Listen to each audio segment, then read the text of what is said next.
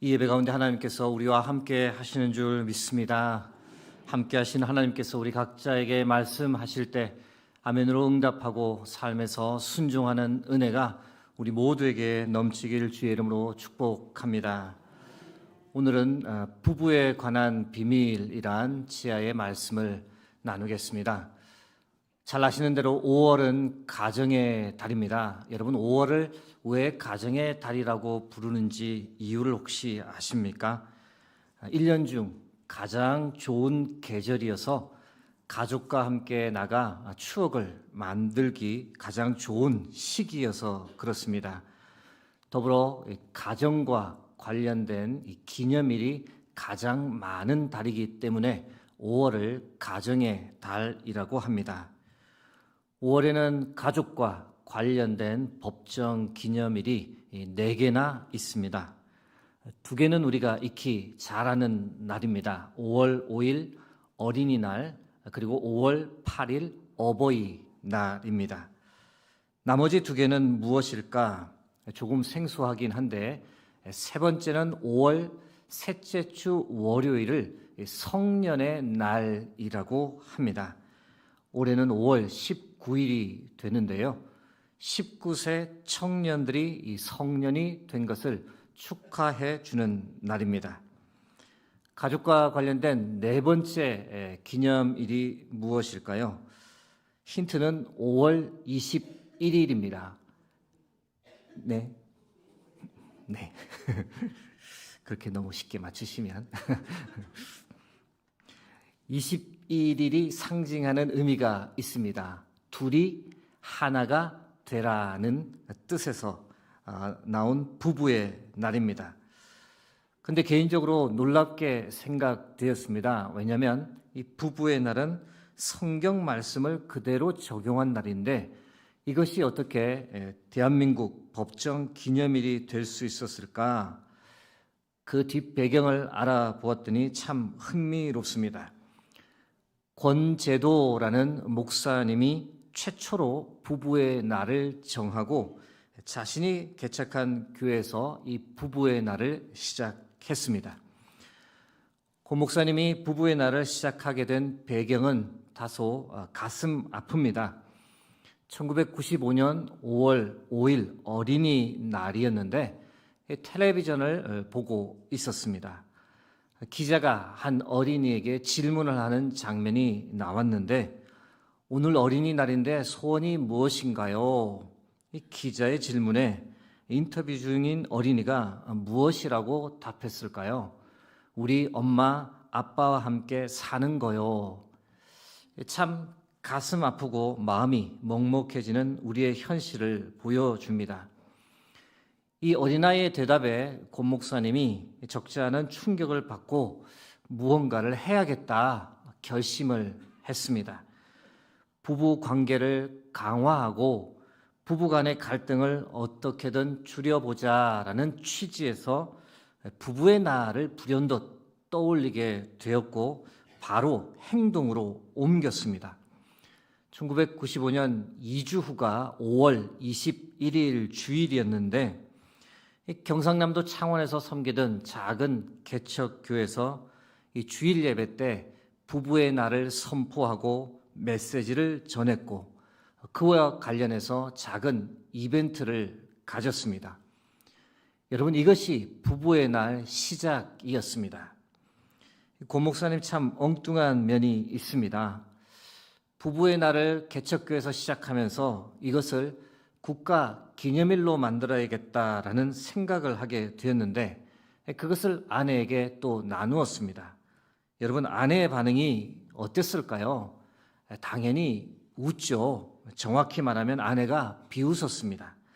아니 서울도 아니고 지방에 있는 우리가 그걸 어떻게 해요? 아무것도 없는 개척교회를 하면서 무슨 기념일을 만든다고 설쳐요. 그런데 표현이 좀 그렇습니다만은 이 권 목사님이 이 부부의 날에 제대로 미쳤습니다.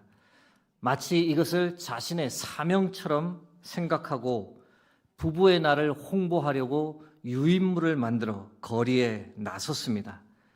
장미 한 송이와 함께 그 유인물을 나눠주며 교회 주위에서 홍보를 시작했습니다. 여러분, 시작은 이랬더랬습니다. 참 미약했는데 이후에 무슨 일이 일어났을까요? 2001년에 부부의 날 국가기념일 제정 국회 청원권이라며 이것을 국회에 목사님이 제출했습니다.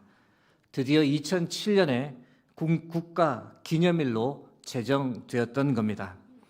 현재는 어떨까요? 현재는 전국 100여 개 지자체에서 이 5월 21일이 되면 부부의 날 기념 행사를 합니다.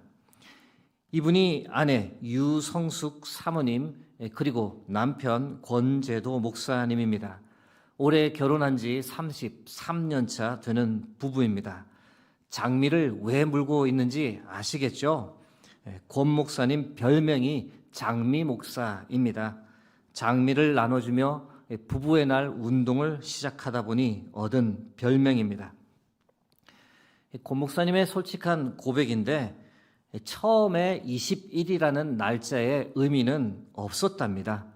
당시 5월 21일이 주일이어서 그냥 부부의 날을 했던 건데 이후에 날짜 20일에 둘이 하나가 된다라는 성경적 의미를 덧붙였답니다.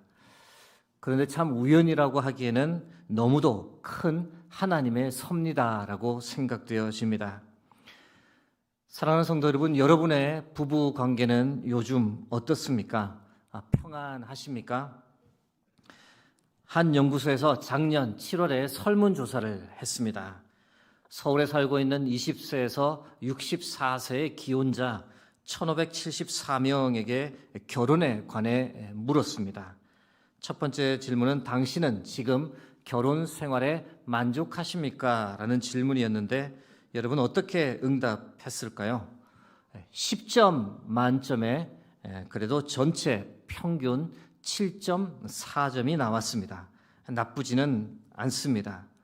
단 보실 때 남녀의 만족도에 차이가 있다는 것을 발견할 수 있습니다. 남성은 7.6점으로 평균보다 높았던 반면 여성은 7.1로 평균보다 행복도가 낮았습니다. 무엇을 의미하는 것일까? 결혼 생활에서 아내가 더 힘들어한다. 아내가 남편보다 더 많은 희생과 헌신을 한다라는 것을 보여줍니다. 다음으로 결혼 기간별로 행복도를 분석해 보았습니다. 여러분, 결혼 생활이 길어지면 길어질수록 결혼의 행복도가 높아질까요? 아니면 낮아질까요? 저는 개인적으로 당연히 높아지겠지라고 추측했습니다. 결혼 생활이 길어질수록 그만큼 서로에 대한 이해가 많아지고 깊어지니 행복도가 높아질 거다라고 예측했지만 그러나 결과는 저의 예측과 달랐습니다. 결혼 기간이 길어질수록 안타깝지만 행복도는 조금씩 떨어집니다. 결혼 초기부터 4년까지가 행복 지수가 가장 높습니다. 평균 7.5점인데 훨씬 높은 8.2점입니다. 그런데 결혼한 지 25년이 지나며 행복도 수치가 많이 떨어집니다. 이유는 저도 정확히 모르겠습니다. 다음 질문은 결혼 생활에서 무엇이 부담되십니까? 기혼자들이 어떻게 응답했을까요? 이번에는 5점을 기준으로 파란색은 남성, 주황색은 여성의 응답입니다. 가족 부양과 같은 경제적 책임이 부담된다. 여성, 남성 비슷하게 나왔습니다. 출산과 육아가 부담된다. 시가와의 관계나 며느리 역할, 처가와의 관계나 사위 역할이 부담된다. 두 가지는 여성이 남성보다 더 많은 부담을 느끼는 것을 확인할 수 있습니다. 배우자와 생활 방식을 맞추는 것이 부담된다. 가사 일이 부담된다. 여성 또는 남성이 손해를 본다. 이 세 가지 면에서 모두 여성이 남성보다 더 부담을 느끼고 더 손해를 본다고 응답했습니다. 무엇을 의미하는 것일까?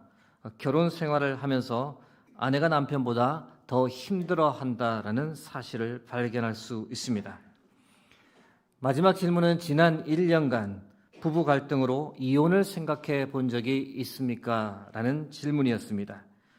어떤 결과가 나왔을까요?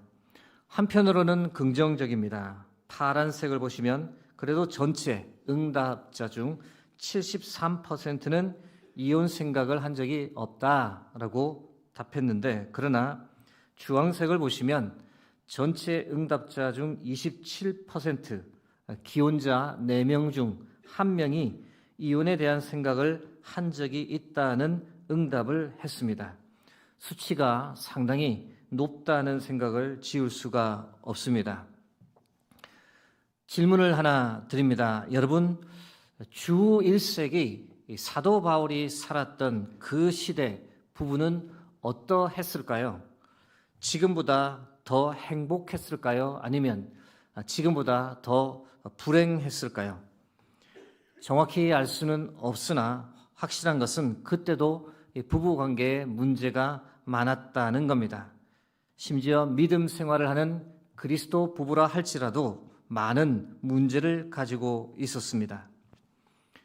주 1세기 부부 관계의 현실을 바라보며 사도 바울은 그리스도인 부부는 어떻게 살아야 하는지, 어떻게 각자의 배우자를 대하고 생각하며 살아야 하는지 그것에 관해 한때 깊은 사색에 잠겼습니다.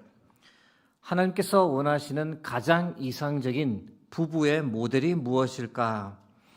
이 질문을 가지고 고민하고 기도하던 중 그때 바울이 찾아낸 모델이 무엇이었을까요?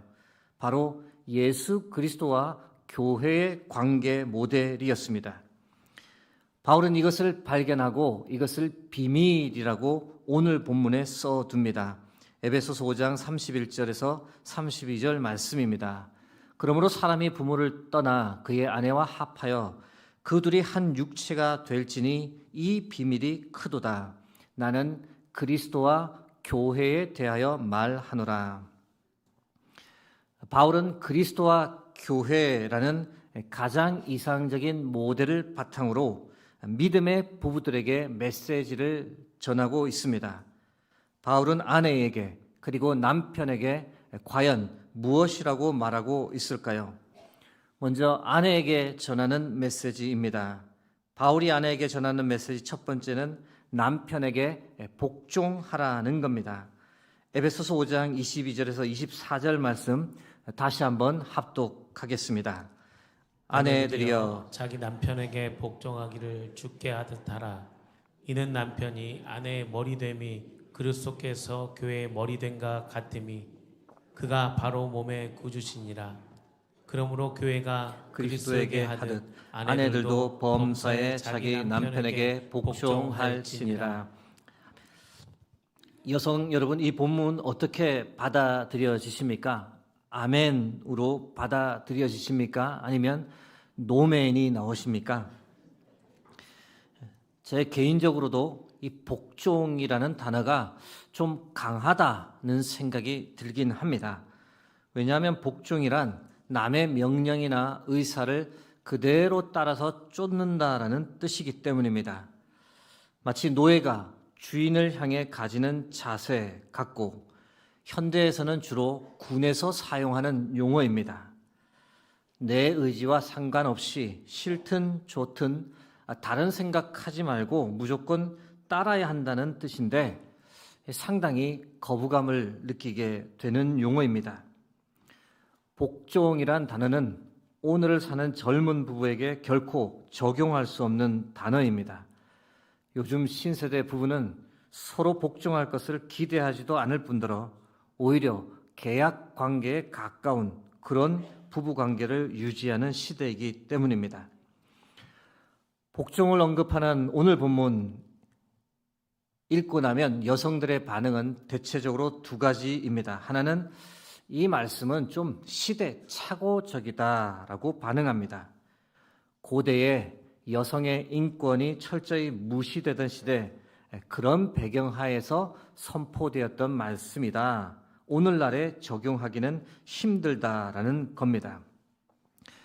주 1세기 생각을 해보면 복종이 모든 여성들에게 강요되었던 시대였습니다. 결혼 전에는 아버지에게 복종, 결혼 후에는 남편에게 복종하는 것이 여성의 미덕이었습니다.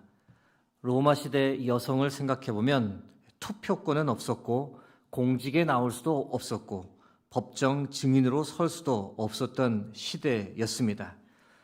오늘 본문은 그런 고대 시대에나 어울리는 말씀이지 오늘날과는 맞지 않다라고 보는 것이 여성들의 첫 번째 반응입니다. 이 본문에 대한 다른 여성들의 반응은 남편이 복종할 만한 가치가 있다면 당연히 복종을 하겠다는 겁니다. 남편이 훌륭한 인격의 소유자요, 아내를 진심으로 사랑한다면 여성은 말하지 않아도 당연히 남편에게 복종하게 된다는 겁니다.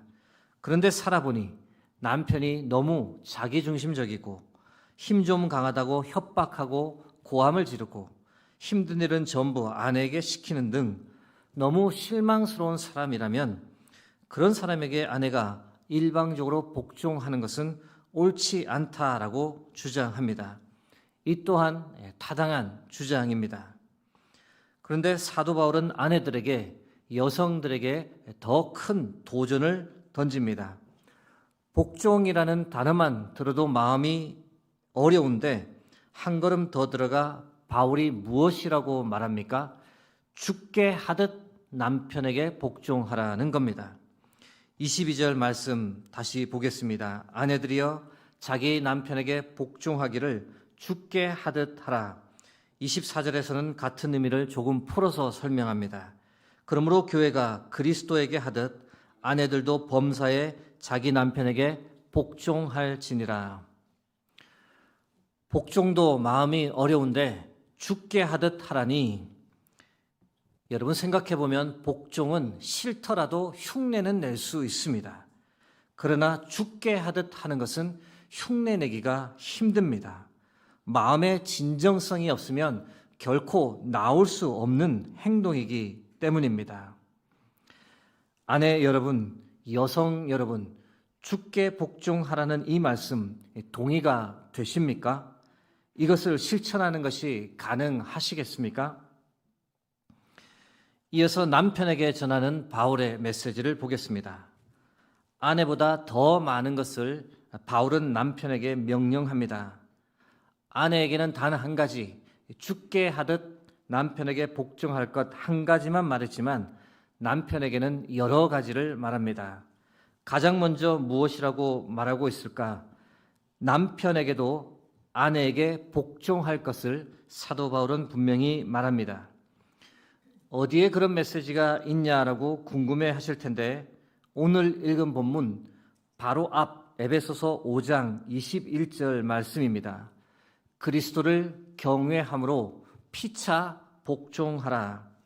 피차라는 말은 서로 복종하라는 뜻입니다.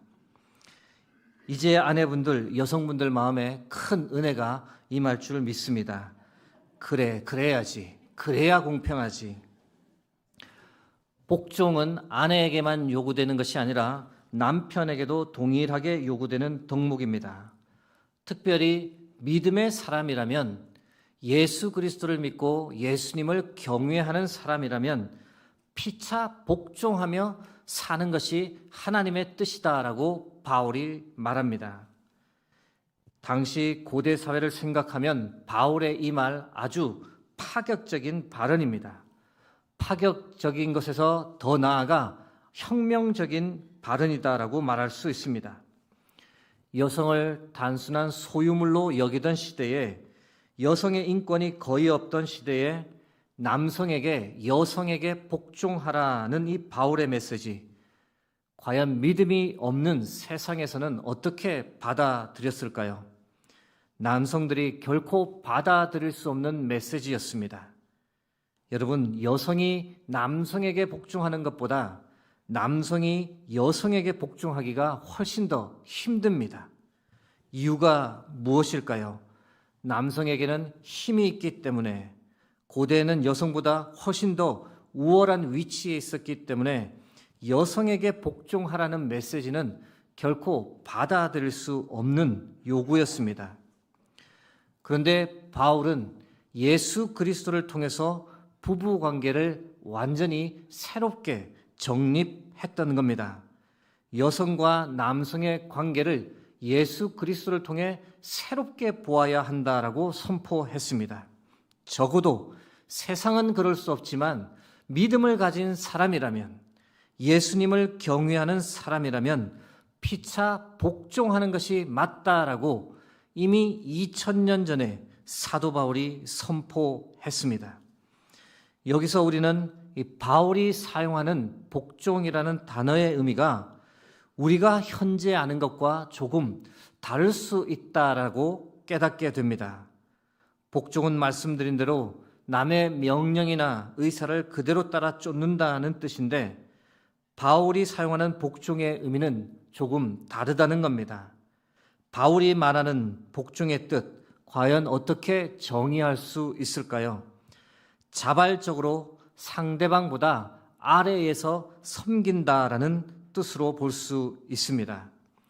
예수님을 믿는 부부라면, 예수 그리스도를 경외하는 사람이라면 피차간에 자발적으로 상대보다 자신을 낮추고 그 배우자를 섬기며 살아가라. 바울이 그리스도 부부에게 전하고 있는 메시지입니다. 사랑하는 성도 여러분, 믿음을 가진 우리는 예수 그리스도를 본받아 세상이 보여줄 수 없는 이 부부관계의 모습을 세상에 보여주며 살아야 할 줄로 믿습니다. 세상에서는 부부라 할지라도 서로 우위를 차지하려고 다투지만 우리는 예수 그리스도를 경외하는 믿음을 가졌기 때문에 서로 섬기고 서로 복종하는 삶을 살아가야 합니다. 그런 삶을 살아가는 저와 여러분 되길 주의 이름으로 축복합니다. 바울이 남편에게 요구하는 두 번째 덕목이 무엇일까요? 아내를 사랑하라는 겁니다. 에베소서 5장 25절, 28절 말씀 함께 합독하겠습니다. 남편들아, 아내 사랑하기를 그리스도께서 교회를 사랑하시고 그 교회를 위하여 자신을 주심같이 하라. 이와 같이 남편들도 자기 아내 사랑하기를 자기 자신과 같이 할지니 자기 아내를 사랑하는 자는 자기를 사랑하는 것이라. 아멘. 주후 1세기 그 시대를 생각해 보면 남편에게 아내를 자기 자신처럼 사랑하라는 메시지는 결코 쉽지 않은 요구였습니다. 남녀가 서로 평등한 관계도 아니었고 성적으로 참 문란한 시대였습니다. 사랑해서 결혼했기보다는 가문과 가문 사이의 결합인 경우가 많았고, 아버지가 짝을 정해주면 거절하지 못하고 가야 했던 시대였습니다. 그 시대는 사랑이 우선이었던 시대가 아니라 단지 거래와 소유가 우선이었던 시대였던 겁니다. 그런 문화적 배경 속에서 바울은 아내를 사랑하라라고 남편들에게 명령했습니다. 그 이유는 그리스도께서 교회를 위해 자신의 모든 것을 다 내어주셨던 동일한 마음과 태도로 아내를 사랑해야 한다라고 바울이 말하는 겁니다. 심지어 예수님께서 교회를 위해 목숨까지 내어주셨듯 아내를 위해 자신의 목숨까지도 내어주어야 하는 것이 하나님의 뜻임을 선포합니다. 여러분, 당시의 세상이 결코 따라할 수 없는 부부에 관한 신앙적 원리를 바울이 믿음의 남편들에게 전하고 있었던 겁니다. 바울이 남편에게 요구하는 세 번째 덕목은 아내를 거룩하고 흠이 없게 하라는 겁니다. 에베소서 5장 26절에서 27절 말씀 읽어드립니다. 이는 곧 물로 씻어 말씀으로 깨끗하게 하사 거룩하게 하시고 자기 앞에 영광스러운 교회로 세우사 티나 주름 잡힌 것이나 이런 것들이 없이 거룩하고 흠이 없게 하려 하심이라. 여러분, 지금 본문에서 예수님께서 교회를 그리고 우리를 어느 정도 사랑하셨다라고 바울이 말합니까? 참으로 죄로 뒤범벅이 된 더러운 존재인 우리를 예수님께서 물로 씻어주시고 말씀으로 깨끗하게 해주셨다라고 말합니다. 우리가 주 앞에서 거룩한 존재가 되도록 우리의 거룩하지 못한 모든 것을 친히 십자가에서 다 해결해 주셨다라고 바울이 말합니다. 주께서 우리를 위해 그렇게 하신 것처럼 남편은 아내가 거룩하고 흠이 없는 존재가 되도록 아끼고 사랑하고 섬겨야 한다라고 바울이 남편에게 선포합니다. 연약한 아내가 주 앞에 섰을 때에 영광스러운 존재가 될 수 있도록 이 땅에서 아내를 잘 돕는 역할을 하는 것이 바로 하나님께서 남편을 향한 뜻이라고 바울이 지금 전하는 겁니다. 이제 말씀을 맺고자 합니다. 여러분, 가정의 달 5월입니다. 가정의 가장 근본적인 관계인 부부 관계에 관해 오늘 말씀을 나누었습니다. 오늘 들었던 말씀을 실천하기는 결코 쉽지 않으며 참 부담되는 말씀입니다. 그러나 오늘 말씀에서 바울은 예수 그리스도를 믿는 부부는 달라야 한다는 겁니다. 예수 그리스도께서 보여주신 삶을 따라 살아야 한다라고 강조합니다. 사랑하는 성도 여러분, 바울이 오늘 말씀을 통해 우리에게 전하는 것처럼 우리 모두가 주께 하듯 서로 피차에 복종하며 살아갈 수 있기를 간절히 소망합니다. 자발적으로 상대보다 아래에서 섬기는 삶을 살아가는 것이 주의 뜻인 줄 믿습니다. 더불어 예수 그리스도께서 자신의 모든 것을 주셨던 것처럼 모든 부부가 각자의 배우자를 자신처럼 아끼고 사랑할 뿐 아니라 서로가 서로를 거룩하고 흠이 없는 존재로 주님 앞에 설 때까지 서로 돕고 서로 섬기며 살아가는 부부가 되기를 주의 이름으로 간절히 축복합니다. 함께 기도하겠습니다.